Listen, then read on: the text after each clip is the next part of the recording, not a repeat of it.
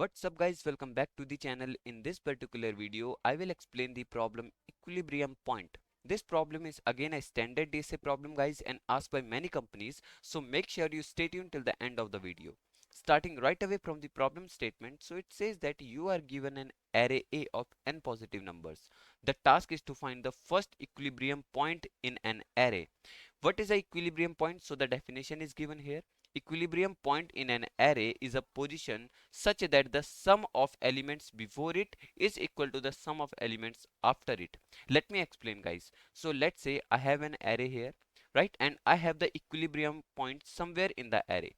So the sum of elements before it, like whatever the element are here, the sum, let's say the sum of these elements is equal to sum 1, and the sum of elements after it, this is the point where I have the sum 2 as the sum of these elements, right? Now guys, while calculating sum 1 and sum 2, make sure that you don't include this particular element, right? So for an equilibrium point, sum 1 is always equal to sum 2, right? This is an equilibrium point. Now one note is also given here that return equilibrium point with 1 based indexing and return -1 if there is no any such point, right? So guys, now one example is given here. Let me explain the given example. So we have an array which contains element 1, 3, 5, 2 and 2, right? So what we can do is we can simply check out every point if the point is an equilibrium point. Let's say for this you can see that there is no any element before it and there are some elements before it, so no doubt this point cannot be the equilibrium point, right? After this I will move here. So the sum of elements before this particular point is 1, right, and sum of elements after this is equal to 9, so this is not the equilibrium point.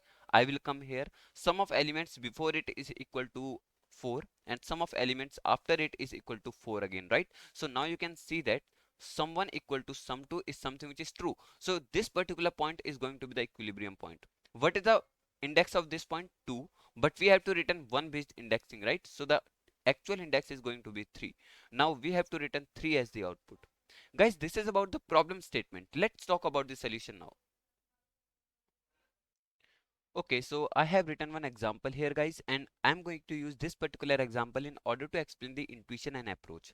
By the way, the approach is quite similar to what I have done here guys. We can check out every particular point and we can check if this is the equilibrium point, right?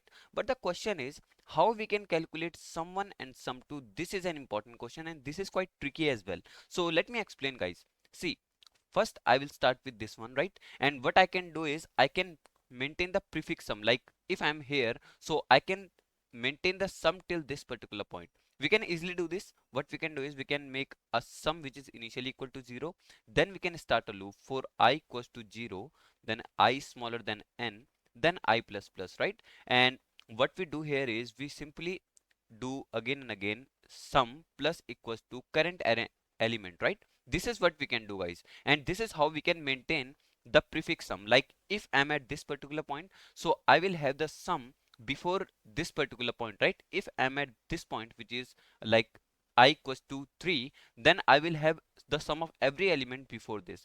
So this is what we can do. What advantage we are going to get after doing this? See guys, we are calculating our sum 1, right? Once we have done this, so each time we are going to have whatever is the sum 1. Sum 1 is the sum of elements before it. But the question is, if this is sum 1, how to calculate the sum of elements after the current point that I'm pointing to, which is I, right? So how to calculate sum 2? See, in order to calculate sum 2 guys, first of all let me write the array here. 1 2 2, then 3, then 4 4, then I have 4 4 again, then 6 6, right? This is the array that we have. And let's say I'm at this particular point and I know this particular sum is sum 1, right? Sum 1. Or now I think it will make more sense if I write ss here. Why it will make more sense? Because I have the variable ss, right, in the code. So see, this is array of I and this is ss. So I can easily get this particular sum by just subtracting this particular sum ss plus array of I from the total sum of the array. So let's say this is my total sum, right? So what I'll do is I'll simply say that okay, total minus ss, right? Total minus ss will give me the sum of these elements, right? But I don't need to get the sum of these elements. Instead I need to get the sum of these elements, so I will subtract this particular element as well, which is array of I. So I will do okay, total minus ss minus array of I, and guys, this is something which can give us the sum too, right? So each time whatever the point is, I can simply get sum1, which is nothing but ss itself, and I can easily get sum2 as well, which is this particular expression, right? So I need to compare these two expressions. If these are equal, then I have my equilibrium point. How I can do this? I can simply write if my ss equal to total minus ss minus array of I, right? Array of I, or I think I have to write a of I, because here as well I'm writing a of I, right? So a of I, if these two values are equal, then I can say that okay, I have got my equilibrium point. I can simply return I plus 1. Why I'm writing I plus 1? Because I have to follow 1 based indexing, right? And if this condition was nowhere true, this means that there is no any equilibrium point, so simply return minus 1, right? Simply return minus 1. Talking about this total, how to calculate the total sum of the array? So I can simply run a loop again. I equals to 0, then I smaller than n, then I plus plus, right?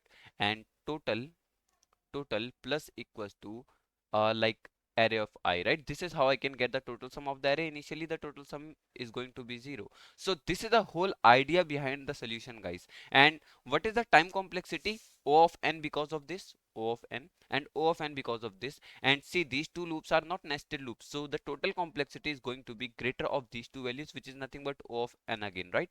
This is about the time complexity. What about the space complexity? We are not using any extra space, so the space complexity is going to be O of 1 here, right?